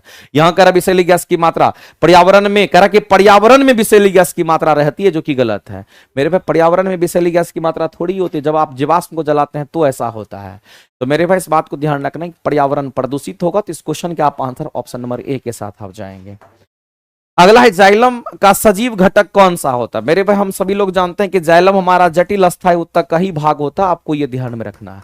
हम किसकी बात कर रहे हैं, तो जाइलम की बात करते हैं। और ये क्या है, तो मेरे भाई ये जटिल अस्थाई ऊतक का ये पार्ट है। जटिल अस्थाई ऊतक की अगर हम बात करते हैं उसी का ये पार्ट है। और जो जाइलम हमारा होता है ना, इसकी अगर हम बात करते हैं, ये 4 प्रकार के टिश्यू से बना होता है। जाइलम कितने प्रकार के, तो 4 प्रकार के ऊतक से बना है, इस बात को ध्यान रखना। 4 प्रकार के ऊतक से बना है मेरे भाई, ये 4 प्रकार के ऊतक से बना है। अब ये 4 प्रकार के जो ऊतक होंगे वो कौन कौन से होंगे, तो आपने पढ़ा होगा मेरे भाई ट्रैकिड्स के बारे में। आपने पढ़ा होगा किसके बारे में, तो आपने पढ़ा होगा मेरे भाई ट्रैकिड्स के बारे में, ध्यान रखना। आपने पढ़ा होगा ट्रैकिड्स, आपने पढ़ा होगा वेसल्स, आपने पढ़ा होगा जाइलम फाइबर, आपने पढ़ा होगा मेरे भाई यहां पर जाइलन पैरेन्काइमा लिख देते हैं पहले, ये हमारा पैरेन्काइमा है। और एक और भी आप जान लीजिए कि एक हमारा होता है जिसको जाइलम फाइबर कहते हैं। इसको हम लोग क्या कहें, तो जाइलम फाइबर कहते हैं। तो आपको ध्यान रखना है कि इसमें से ये वाला जो है ये निर्जीव ऊतक का बना होता है। ये कैसा ऊतक हो मेरे भाई, तो इसको हम लोग निर्जीव ऊतक कहते हैं, इस बात को ध्यान रखिएगा। इसके अलावा ये तीनों के तीनों हमारे कैसे होंगे, तो ये सजीव ऊतक होते हैं, ये सजीव ऊतक हमारे होते हैं। और इसका फंक्शन तो आपको पता होगा। तो आपसे सजीव घटक पूछा गया था, उल्टा बोल दिए क्या, उल्टा लगता है बोल दिए मेरे भाई, उल्टा बोल दिए, समझना, इसको थोड़ा सही कर लीजिएगा। इसमें 3-3 निर्जीव ऊतक होते हैं मेरे भाई। इसमें कितने ऊतक होंगे, तो इसमें 3-3 निर्जीव ऊतक होता है, इस बात को आप ध्यान रखिएगा। इसमें 3-3 निर्जीव ऊतक होते हैं। जैसे इसको सही कर लीजिएगा, यहां पर हमारा क्या होगा, कहेंगे हम जाइलम फाइबर की हम बात करते हैं, जाइलम फाइबर की हम बात करते हैं, इस बात को। और जाइलम हमारा क्या कहेंगे, यहां पर हम पैरेन्काइमा की बात करते हैं मेरे भाई, इस बात को आप समझिएगा। ये तीनों के तीनों हमारे निर्जीव ऊतक होते हैं, इसको आप सही कर लेना, ये निर्जीव ऊतक हमारा होता है। और अगर इसको अगर देखें तो ये सजीव ऊतक के अंतर्गत आता है। इसको हम लोग कैसा ऊतक कहेंगे, हमारा सजीव ऊतक होता है। अब मामला क्या है, सजीव घटक के बारे में बोला गया है, तो मेरे पास सजीव घटक एक ही होगा, जाइलन पैरेन्काइमा होगा। बताइए इसमें दे रखा है क्या, दे रखा है, तो वही आपका आंसर हो जाएगा। आगे निकल लीजिए, आगे चलते हैं। वर्गीकरण के उपयोग में आने वाले अधिक पदों को सृजन लिनियस ने किया था, परंतु हैकेल ने मेरे भाई फाइलम के बारे में बताया था, इस बात को ध्यान रखेंगे, आंसर करेंगे ऑप्शन नंबर। आगे चलते हैं। अगला हमारा है कि कण का विस्थापन अगर होता है, तो मेरे भाई विस्थापन, अगर किसी भी पार्टिकल के विस्थापन की बात करता है तो विस्थापन क्या होता है, तो एक बात आप जान लीजिए मेरे भाई, जब कभी भी आपसे विस्थापन की बात करता है तो विस्थापन कहने का मतलब डिस्प्लेसमेंट। और जब कभी भी आपसे डिस्प्लेसमेंट की बात करते हैं, डिस्प्लेसमेंट और कुछ नहीं है, डिस्प्लेसमेंट मेरे भाई न्यूनतम दूरी को कहते हैं। ये किसको कहते हैं, तो जो हमारा न्यूनतम दूरी होता है उसी को कहते हैं। और न्यूनतम दूरी जो शॉर्टेस्ट डिस्टेंस होता है, ये हमेशा सीधी रेखा में होता है।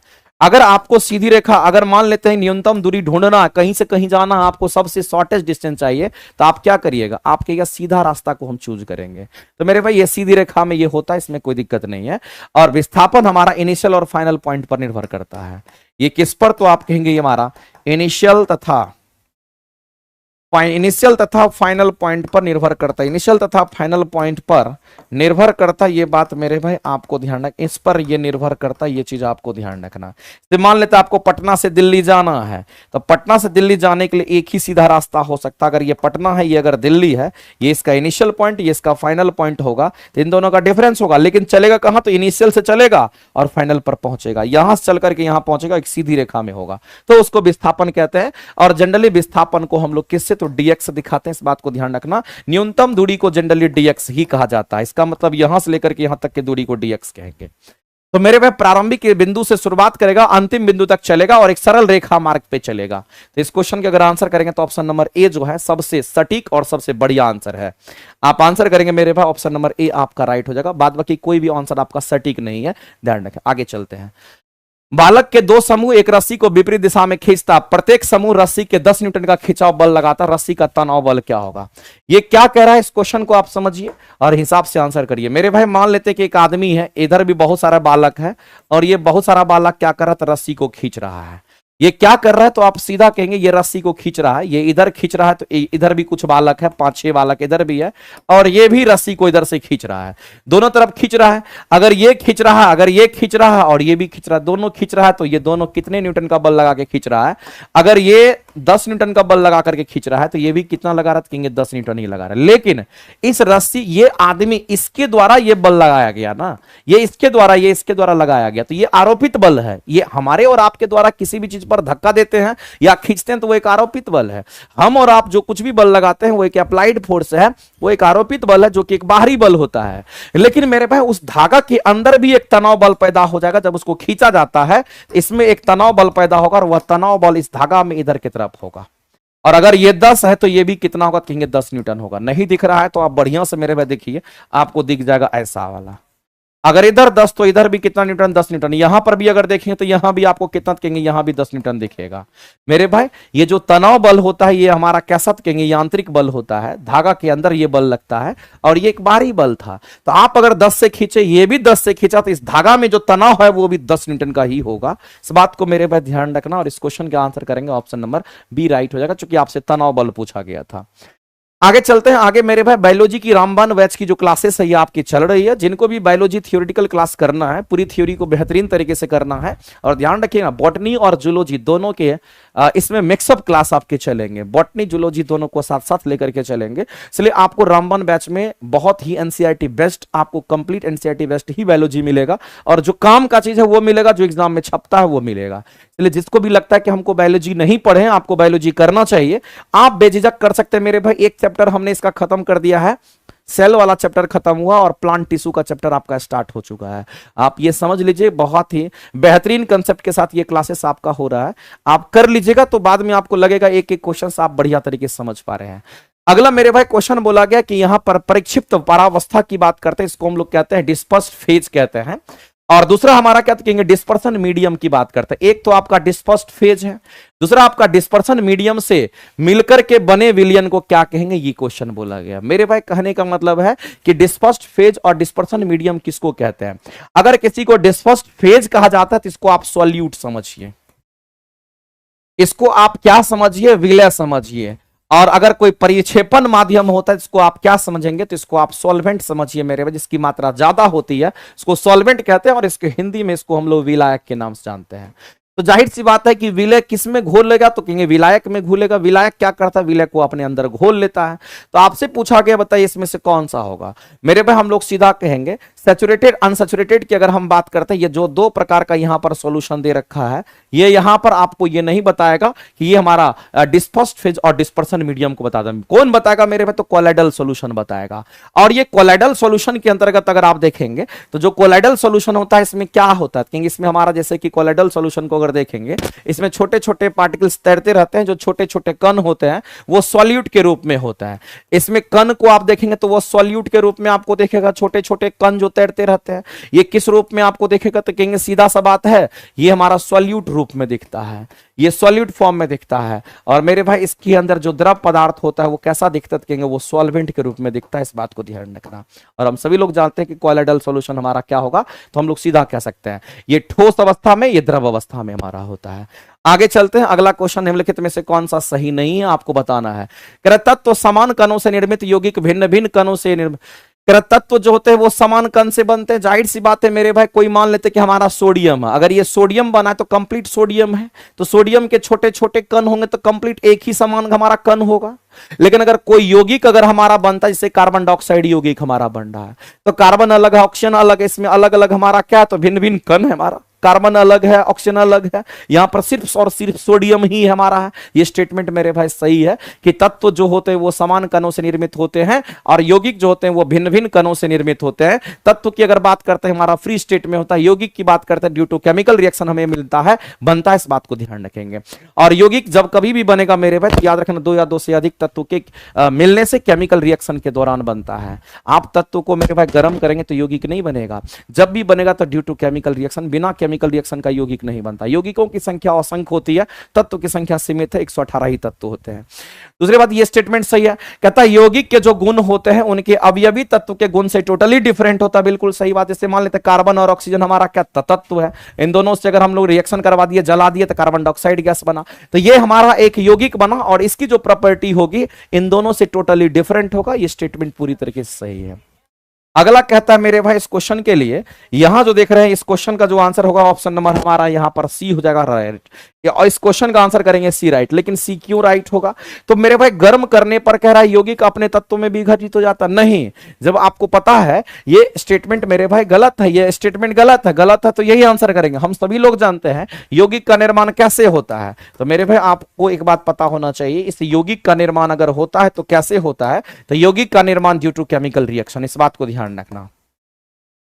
कैसे होगा? तो मेरे भाई ड्यू टू केमिकल रिएक्शन इसका निर्माण होता है। अगर इसका निर्माण ऐसा हुआ है तो मेरे भाई यौगिक को अलग करने की विधि कौन सी होगी? तो आपको ध्यान रखना, यौगिक को अगर अलग करने की विधि की अगर हम बात करते हैं, इसको अलग करने की अगर विधि की बात करें, यौगिक को अलग करने की जो विधि होगी वो कौन सी विधि होगी? अगर आपने केमिकल रिएक्शन से इसको बनाया है तो मेरे भाई इसको अलग भी करेंगे आप किससे? तो केमिकली अलग करेंगे, इसको आप रासायनिक विधि से ही अलग करेंगे।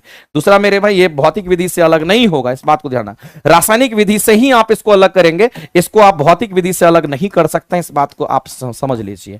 इसको आप भौतिक विधि से अलग नहीं कर सकते। भौतिक विधि मतलब गर्म करके, ठंडा करके, दाब बढ़ा करके, दाब घटाकर, इसको आप भौतिक विधि से अलग नहीं कर सकते हैं। जब भी यौगिक को अलग करना है तो आप रासायनिक विधि से अलग करेंगे, क्योंकि रासायनिक विधि से बना है तो रासायनिक विधि से ही अलग होगा। लेकिन मिश्रण को आप भौतिक विधि से अलग करते हैं, क्योंकि मिश्रण हमारा भौतिक विधि से बनता है तो भौतिक विधि से अलग होता है। यौगिक हमारा रासायनिक विधि से बनता है तो रासायनिक विधि से अलग करते हैं, इस बात को आप ध्यान रखेंगे। यहां कह रहा है कि गर्म करने पर, गर्म किए तो इसका मतलब मेरे भाई ये भौतिक विधि की बात कर रहा है। और आप जान लीजिए कि भौतिक विधि से केवल और केवल किसको? तो भौतिक विधि से आप भौतिक विधि से केवल मिश्रण को ही अलग कर सकते हैं। किसको मेरे भाई? तो केवल मिश्रण को ही आप अलग कर सकते हैं, इस बात को ध्यान, केवल मिश्रण को अलग कर सकते हैं, इस बात को मेरे भाई ध्यान, केवल मिश्रण को अलग कर सकते हैं, इस बात को आप ध्यान रखेंगे। इस तरीके से आप यौगिक को अलग नहीं कर सकते हैं। तो गर्म करना क्या है? एक भौतिक विधि है। तो ये गलत हो गया ना, ये गलत हो गया, तो आंसर करेंगे ऑप्शन नंबर सी गलत है। गलत ये पूछा था। आगे बढ़ते हैं मेरे भाई। मोनोकोट डाइकोट जो हमारे होते हैं ये दोनों के दोनों हमारे किस में आते हैं? कहेंगे जिम्नोस्पर्म, सॉरी एंजियोस्पर्म में आता है।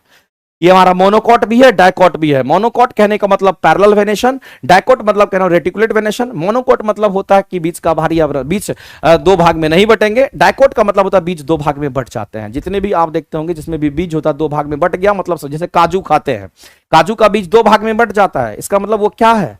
आप डाइकोट कहेंगे उसको, उसमें हमारा रेटिकुलेट वेनेशन होता है।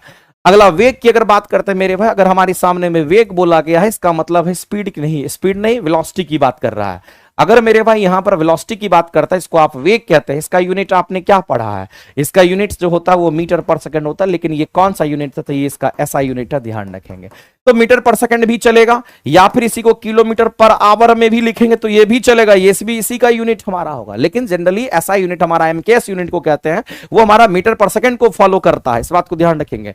तो किलोग्राम प्रति सेकंड नहीं होगा, ये तो हो भी नहीं करेगा, क्योंकि ये तो केजी पर सेकंड कहता है, ये तो किलोग्राम सेकंड, ये तो हमारा मास फ्लो रेट को बताता है। केजी पर सेकंड किसको बताता है मेरे भाई? तो ये मास फ्लो रेट को बताता है, इस बात को आप ध्यान रखेंगे। अगर कोई भी द्रव पदार्थ यहां से यहां फ्लो होकर के जाता तो ये मास फ्लो रेट को बताता, उसका यूनिट होता है। तो ये नहीं होगा।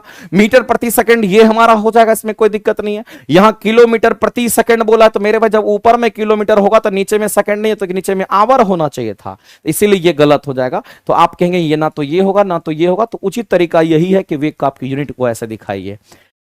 आगे चलते हैं, किसी वस्तु का द्रव्यमान किस पर निर्भर करता है? मेरे भाई किसी भी वस्तु का द्रव्यमान जो होता है जीव वगैरह पर निर्भर नहीं करता, ये सब फर्जी इंफॉर्मेशन दे रखा, आपको फंसा लेगा। आप सीधा कहेंगे मेरे भाई इस क्वेश्चन का आंसर करेंगे ऑप्शन नंबर ई। तो द्रव्यमान किस पर निर्भर करता है? एक ही लाइन में आप जान लीजिए, किसी भी वस्तु का द्रव्यमान पदार्थ की मात्रा पर निर्भर करता है। अगर मान लेते हैं पदार्थ की मात्रा 2 केजी है तो द्रव्यमान 2 केजी, पदार्थ की मात्रा 5 केजी है तो द्रव्यमान 5 केजी, इसका मतलब क्वांटिटी के ऊपर निर्भर करता है। तो द्रव्यमान किसी भी वस्तु का द्रव्यमान किस पर? तो क्वांटिटी पर निर्भर करता है, पदार्थ की मात्रा पर, केवल और केवल पदार्थ की मात्रा पर निर्भर करता है। ये केवल किस पर? तो केवल पदार्थ की मात्रा पर निर्भर करता है, केवल पदार्थ की जो मात्रा होती है उस पर निर्भर करता है, केवल पदार्थ की मात्रा पर निर्भर करता है मेरे भाई, ये बात आपको ध्यान रखना है। बात बाकी और सब फर्जी इंफॉर्मेशन दे रखा। आगे चलते हैं, दलहनी पौधे के जड़ में क्या होता है? ये सब कितना बार पढ़ चुके हैं, राइजोबियम बैक्टीरिया हो जाएगा, आप सभी लोग जानते हैं। अगला है कि बल और विस्थापन सदिश राशि है तो कार्य क्या होगा। हम सभी लोग जानते हैं मेरे भाई कार्य का फॉर्मूला होता है हमारा क्या, ये बल है और ये विस्थापन है, और ये इसका फॉर्मूला डेफिनेशन होता है कि दो सदिशों का, सदिश हमारा फोर्स सदिश राशि है और विस्थापन भी सदिश राशि है, तो दो सदिशों का अदिश गुणनफल डॉट प्रोडक्ट अदिश देता है। इसका मतलब मेरे भाई कार्य कैसी राशि, तो अदिश राशि है। तो दो सदिशों का अदिश गुणनफल अदिश होता है, इसका मतलब जो कार्य है वो एक कैसी राशि, तो कहेंगे यहां पर हमारा अदिश राशि हो जाएगा। एक लाइन में कहानी खत्म, आगे चलते हैं। अगला, अगर आपस में दो तलहथी को रगड़ते हैं, अगर आप आपस में अपने हाथ को रगड़ते हैं तो आपको क्या मिलता है, ऐसे करके रगड़िए मेरे पे, जब ऐसे करके रगड़ते हैं तो आपके जो मसल्स हैं उसके कारण आपको क्या मिलता है, तो उसके कारण आपको यहां से हीट मिलता है, एनर्जी, हीट एनर्जी मिलता है। तो आप सीधा कहेंगे इस क्वेश्चन का अगर आंसर करेंगे तो मांसपेशी ऊर्जा ताप ऊर्जा में परिवर्तित हो जाएगी ड्यू टू फ्रिक्शन, फ्रिक्शन के कारण ऐसा होता है। आगे चलते हैं, अगला क्वेश्चन देखते हैं। यहां पर क्या कहता है, जटिल उत्तक बना होता है। देखिए दो तरह के उत्तक होते हैं। सबसे पहला चीज हम लोग को यह समझना मेरे भाई कि अगर हम अस्थायी उत्तक की हम बात करते हैं, हमारा कैसा, तो अस्थायी उत्तक होता है। और हम सभी लोग जानते हैं कि अस्थायी उत्तक को हम लोग परमानेंट टिश्यू कहते हैं। ये बात मेरे भाई एक एक बच्चा को पता होगा कि परमानेंट टिश्यू हमारा, और एक बात और ये भी जानते हो कि परमानेंट टिश्यू का निर्माण कैसे होता है। तो परमानेंट टिश्यू का जो निर्माण हुआ है विभजोत्तक उत्तक से हुआ है। विभजोत्तक उत्तक में कोशिका विभाजन की क्रिया होती है, और कोशिका विभाजन करते करते करते करते एक समय ऐसा आता है कि विभाजन करने की क्षमता वो खो देता है, वही विभजोत्तक उत्तक आपका अस्थायी उत्तक बन जाता है। और अस्थायी उत्तक जब बन जाता है मेरे भाई, तो इस अस्थायी उत्तक को दो पार्ट्स में डिवाइड कर दिया गया। एक को बोल दिया गया सरल अस्थायी उत्तक, एक को हम लोग पढ़ते हैं क्या, तो कहेंगे सरल अस्थायी उत्तक कहते हैं। एक हमारा सरल अस्थायी उत्तक है, और दूसरा जो हमारा होता है इसको कहते हैं जटिल अस्थायी उत्तक के नाम से हम सभी लोग जानते हैं मेरे भाई, इस बात को ध्यान रखना। तो एक सरल अस्थायी उत्तक, एक जटिल अस्थायी उत्तक होगा। तो सरल अस्थायी उत्तक के अंतर्गत ही आप पैरेन्काइमा देखते हैं, इसी में कोलेनकाइमा, इसी में आपको सिलिकाइमा देखने को मिलता है।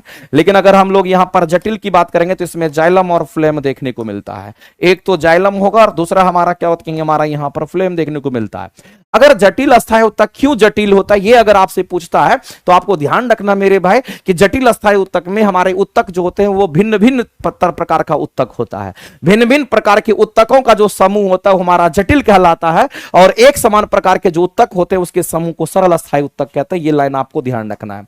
तो मेरे भाई आपको ध्यान रखना है यहां पर भिन्न भिन्न प्रकार के क्या, तो भिन्न भिन्न प्रकार के जो उत्तक होते हैं, भिन्न भिन्न प्रकार के उत्तक जो होते हैं, भिन्न भिन्न प्रकार के उत्तक का जो समूह होता है, का जो समूह होता है हमारा जटिल अस्थायी उत्तक कहलाता है। जबकि यहां पर आप कहेंगे एक समान, आप यहां पर कह सकते हैं मेरे भाई एक समान उत्तक हमारा होता है। एक समान उत्तक का जो समूह होता है उसको हम लोग क्या कहेंगे, तो उसको हम लोग कहते हैं सिंपल परमानेंट टिश्यू कहते हैं। इसको कहते हैं भिन्न भिन्न प्रकार के उत्तक हमारे होते हैं। तो मेरे भाई आप इस क्वेश्चन के अगर आंसर करेंगे तो क्या करेंगे, मृदोत्तक तो होगा नहीं, ये नहीं होगा। आंसर क्या करेंगे, तो आप यहां पर कह सकते हैं कि ऑप्शन नंबर सी को आप देखिए, आपको पता चल जाएगा भिन्न भिन्न कार्य करने वाली विभिन्न प्रकार की कोशिकाओं का क्या है। तो मेरे भाई विभिन्न प्रकार के यानी भिन्न भिन्न प्रकार के जो उत्तक होते हैं उसी को हम लोग क्या कहते हैं, सिद्ध बने समूह को हम लोग क्या कहते हैं, जटिल अस्थायी उत्तक कहते हैं। कहीं ना कहीं ऑप्शन नंबर सी आपका सही डिनोट कर रहा है। आगे चलते हैं, वो बल जो किसी वस्तु पर वेग के मान को घटावे, उस बल पर वस्तु पर किया गया कार्य क्या होगा। मेरे भाई एक बात बताइए, आप क्या करते हैं, हम आपको जानना चाहते हैं, हम आपसे पूछना चाहते हैं, आप क्या करते हैं। से मान लेते कोई वस्तु चल रही है, आप धक्का देते हैं, उसकी गति बढ़ जाती है, तो आपके द्वारा किया गया कार्य है, तो कार्य का मान मेरे भाई पॉजिटिव होगा। ध्यान रखना, on the system by the system दो तरह का चीज आता है। अगर किसी वस्तु पर अगर आप कार्य करते हैं तो मेरे भाई ऑन द सिस्टम अगर आप करते हैं तो ऑन द सिस्टम, और ऑन द सिस्टम किया गया कार्य कैसा होगा, तो कहेंगे ऑन द सिस्टम। मेरे भाई अगर आपसे पूछता है, अगर आप सिस्टम पर कार्य कर रहे हैं, टर्म को समझिए, ऑन द सिस्टम अगर कार्य पूछेगा तो याद रखना कार्य नेगेटिव होता है, कार्य नेगेटिव होता है। और अगर किसी सिस्टम के द्वारा कार्य पूछेगा तो बाय द सिस्टम अगर पूछता है तो कार्य क्या होगा, तो याद रखना मेरे भाई कि बाय द सिस्टम अगर कार्य पूछ रहा तो ये कार्य पॉजिटिव होता है। ये कार्य कैसा होगा, तो यहां पर हमारा पॉजिटिव कार्य होता है, इस बात को ध्यान रखेंगे। जैसे मान लेते किसी मशीन से आपको कार्य मिलता तो वो पॉजिटिव होगा, या फिर आप ये कह सकते हैं कि किसी मशीन को आप रोक रहे हैं, उसको रोकने में आप लगा रहे हैं, ऑन द सिस्टम उस मशीन पर आप कार्य कर रहे हैं, उसको रोकने का काम करे, कार्य नेगेटिव होगा। तो मेरे भाई ऑन द सिस्टम कार्य नेगेटिव, बाय द सिस्टम कार्य पॉजिटिव। कोई सिस्टम मशीन के द्वारा किया गया कार्य पॉजिटिव, और मशीन को कार्य करने से रोक रहे हैं, आप रोक रहे हैं मतलब उसके रोक रहे हैं तो वो भी तो कार्य हो रहा है, ऐसी परिस्थिति में वो नेगेटिव कार्य होगा। मेरे on the system by the system होता है, इस बात को आप ध्यान रखेंगे।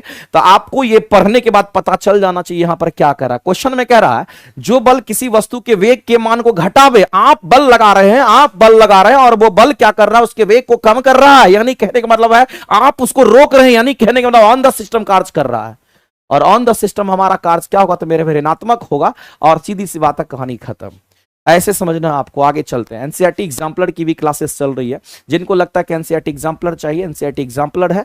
अरे आप तैयारी करते जाओ ना, एक एक चीज अवेलेबल है, बस मेहनत आपको करना बाकी है। आप मेहनत कीजिए, जिस दिन सब कुछ होगा उस दिन आपका भी हो जाएगा, टेंशन नहीं लेना। निम्न संभावनाओं में से किस संभावना में फसल उत्पादन में सुधार कर सकते हैं? मेरे भाई आप क्या करते हैं, अलग अलग किस्म का फसल आप उगाते हैं, सुधार कर सकते हैं। उत्पादन प्रबंधन, ये भी हमारा मैनेजमेंट अच्छा होना चाहिए। सुरक्षा प्रबंधन, ये सब आपके हो जाएंगे। ऑप्शन नंबर डी के साथ हो जाइए, इसमें कुछ नहीं। लेकिन हमारा क्या, तो सवाल और फफूंद, सवाल और कवक के बीच के संग्रह समूह को क्या या फिर सम्मिलित रूप को क्या कहते हैं, लेकिन कहते हैं। सब तो कितनी बार पढ़ चुके हैं। अगला मेरे में दाब के प्रभाव से पदार्थ के आयतन, तो हम लोग जानते हैं दाब और आयतन का हमेशा रिलेशन उल्टा ही होता है। दाब और आयतन का रिलेशन हमेशा कैसा, उल्टा ही होता है। अगर मेरे भाई दाब को बढ़ाइएगा तो आयतन कम हो जाएगा। तो दाब के प्रभाव का मतलब है आप दाब को बढ़ा रहे हैं, आप दाब को बढ़ा रहे हैं, तो इसलिए प्रभाव का मतलब होता है बढ़ाना। तो आयतन कम होने की क्रिया कहलाती है। और ऐसी परिस्थिति मेरे भाई गैस के नियम में लागू होता है। ये कहां पे, तो ये आप जानते हैं मेरे भाई, ये गैस का नियम के अनुसार से आता है, जिसको आप बॉयल्स लॉ कहते हैं। जिसको आप क्या कहते हैं, तो ये बॉयल्स लॉ होगा। और इसका मतलब कहीं ना कहीं मेरे भाई गैस के अंदर ही ऐसा हो सकता है, तो गैस में कंप्रेशन का गुण होता है। तो मेरे भाई गैस के अंदर कंप्रेसिबिलिटी गुण के कारण उसमें ऐसा ये फॉर्मूला आप यूज कर सकते हैं। और सीधा कहेंगे मेरे भाई ऑप्शन नंबर ए आपका करेक्ट हो जाएगा। जाहिर सी बात है, अगर मान लेते हैं कि प्रेशर ज्यादा होगा, प्रेशर ज्यादा होगा तो हमारा प्रेशर ज्यादा, तो उसका वॉल्यूम कम हो जाएगा। वॉल्यूम ज्यादा, वॉल्यूम बड़ा हो जाएगा तो प्रेशर कम होगा, यानी दोनों उल्टा होता है। तो कंप्रेसिबिलिटी गुण के कारण गैस में ऐसी पॉसिबिलिटी होती है। अगला क्वेश्चन कह रहा है मेरे भाई कि परिक्षेपण माध्यम यानी कि डिस्पर्सन मीडियम और डिस्पर्स फेज दोनों हमारा क्या है, तो दोनों के दोनों द्रव है। अगर दोनों के दोनों द्रव होंगे तो मेरे भाई इमल्सन हो जाएगा। दोनों के दोनों द्रव होंगे तब तो इमल्सन हो जाएगा, आप सभी लोग ये जानते हैं। सॉलिड की अगर बात, सॉल्व की अगर बात करते तो एक हमारा कैसा कहेंगे, एक हमारा सॉलिड सॉल्वेंट। इसमें दो चीज आपको देखने को मिलेगा। इमल्सन की अगर बात करते हैं, इमल्सन का स्वरूप अलग होगा। उसमें दोनों आप देखेंगे तो लिक्विड फॉर्म में ही हमारा होता है।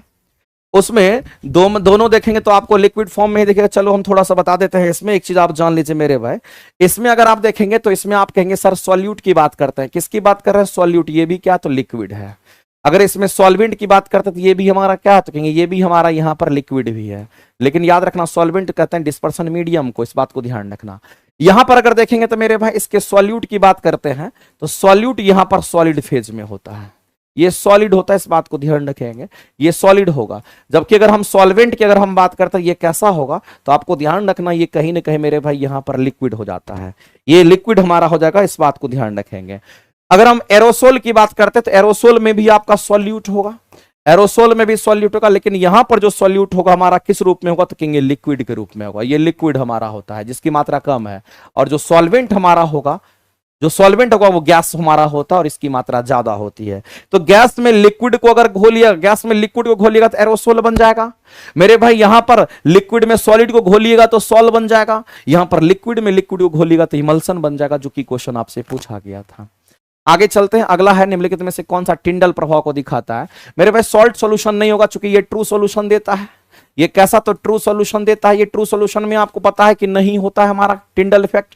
हाँ, मिल्क में होगा, स्टार्च के विलयन में होगा, तो ये भी आंसर सही है, ये भी सही है। नहीं होगा तो आंसर नंबर डी करेंगे। आगे चलते हैं। अगला हमारा निम्नलिखित में से बाह्यतम कक्षा के इलेक्ट्रॉन की संख्या समान किसमें है। तो बाह्यतम कक्षा के इलेक्ट्रॉन की संख्या अगर समान है, इसका मतलब आप समझिए वो एक ही ग्रुप का एलिमेंट होगा। बाह्यतम कक्षा के इलेक्ट्रॉन को ही संयोजी इलेक्ट्रॉन कहते हैं।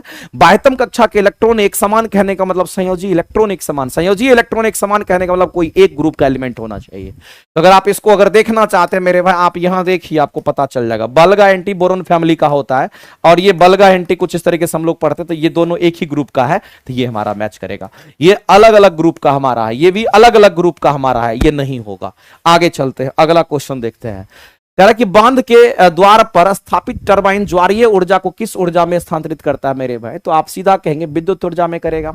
पोटेंशियल एनर्जी हमारा क्या करेगा, तो इलेक्ट्रिसिटी जनरेट करने के लिए हम लोग डैम बनाते हैं, पानी भरते हैं, फिर हमारा पनबिजली से पानी तैयार होता है, इलेक्ट्रिसिटी जनरेट होता है। अवतल लेंस की बात करता है मेरे भाई, हम सभी लोग जानते हैं। अगर अवतल लेंस की अगर बात करता तो एक लाइन में आप जान लिए कि जो हमारा अवतल लेंस होता है ये कहीं ना कहीं उत्तल दर्पण की तरह होता है। और हम सभी लोग जानते हैं कि जो उत्तल दर्पण हमारा होता है वो कैसा प्रतिबिंब का निर्माण करता है। अगर आप दर्पण याद रख लीजिए तो लेंस अपने आप हो जाएगा। उत्तल दर्पण हमेशा काल्पनिक इमेज देता है, हमेशा, मतलब आप दूसरा चीज सोच ही नहीं सकते हैं, ये हमेशा काल्पनिक प्रतिबिंब का निर्माण करेगा। और जो काल्पनिक प्रतिबिंब बनाता है मेरे भाई वो क्या करेगा, तो कहेंगे सीधा प्रतिबिंब का निर्माण करता है, ये सीधा प्रतिबिंब बनाता, ध्यान रखेंगे। और दूसरा बात ध्यान रखना, अगर हम उत्तल दर्पण की बात करते हैं तो उत्तल दर्पण हमेशा छोटा इमेज बनाता है, ये हमेशा क्या करेगा, तो ये हमेशा छोटा प्रतिबिंब का निर्माण करता है। ये बात मेरे भाई आपको ध्यान रखना, साथ ही साथ आपको ध्यान रखना उत्तल दर्पण हमेशा छोटा भी प्रतिबिंब बनाता है और ये काल्पनिक भी बनाता है, सीधा भी होता है। तो आप इस क्वेश्चन में कुछ नहीं सोचेंगे मेरे भाई, जो उत्तल दर्पण करेगा वही अवतल दर्पण भी, अवतल लेंस करेगा, ये दोनों उल्टा होता है एक दूसरे। लेंस में अगर कहेंगे तो अवतल और दर्पण में कहेंगे उत्तल, दोनों की प्रॉपर्टी एक जैसी होती है। कोई एक आप जान लीजिए, एक तो ये दोनों नहीं होगा, आंसर करेंगे बी हो जाएगा। आगे चलते हैं, अगला उस पौधे का नाम बताइए जो कलम द्वारा, मेरे कलम कहने का मतलब तना की बात कर रहे हैं, कलम काट करके लगाते हैं कि नहीं, तो आप तना काट करके लगाते हैं कि नहीं। तना के द्वारा मेरे कायिक प्रवर्धन का मतलब होता है वेजिटेटिव प्रोपगेशन, तना और तना, जड़ तना, पत्ती से नया पौधा का निर्माण होना कायिक प्रवर्धन कहलाता है। तो यहां तना काट के लगाते हैं किसका, तो गुलाब फूल का। आगे चलते हैं, अगला क्वेश्चन हम लोग देखते हैं, किसी परितंत्र का जो जैव घटक हमारा होगा, बायोटिक जो होता है वो क्या होगा। मेरे भाई हम सभी लोग जानते हैं, जब हम लोग इकोसिस्टम की बात करते हैं, ये जो इकोसिस्टम होता है इसमें दो चीज हमारा होता है, इसमें बायोटिक भी होता है, साथ ही साथ इसमें हमारा एबायोटिक भी होता है। इस बात को आप ध्यान रखेंगे, बायोटिक एबायोटिक दोनों होता है। बायोटिक का मतलब हो गया मेरे भाई यहां पर जैव, आप जैव घटक की हम बात करते हैं, जैव घटक की बात करते हैं। और एबायोटिक का मतलब मेरे भाई हो गया यहां पर अजैव घटक की हम बात करते हैं, ये अजैव घटक की बात करते हैं, जो कि कभी सड़ेगा गलेगा नहीं उसकी बात करते हैं। तो मेरे भाई इसमें हमारे क्या आ जाते हैं, जिसमें भी हमारे ऑर्गेनिक पदार्थ हो जाएंगे सब हमारे इसमें आ जाते हैं। नहीं आप ऐसे कह सकते हैं, ये आप ऐसे समझिए, बायोटिक को आप सजीव कह दीजिए, सजीव कह दीजिए, और एबायोटिक को आप निर्जीव कह दीजिए, इससे बनाइए बन जाएगा। मेरे भाई आपसे बायोटिक पूछा गया है यानी सजीव पूछा गया, तो सजीव क्या होगा, प्रकाश जल तो अजैव होता है, ये भी अजैव हो जाएगा। पौधे, जानवर, मनुष्य, सूक्ष्म जीव, ये सब के सब सजीव हैं और ये बायोटिक हो जाएंगे। इस बात को ध्यान रखें, ऑप्शन नंबर सी के साथ चाहिए। तो जो 40 क्वेश्चन का डिस्कशन था आपका यहीं पर हो जाता है एंड। मिलते हैं हम लोग फिर अगले क्लासेस में, एंजॉय कीजिए, मस्त रहिए, बिंदास रहिए, पढ़ते रहिए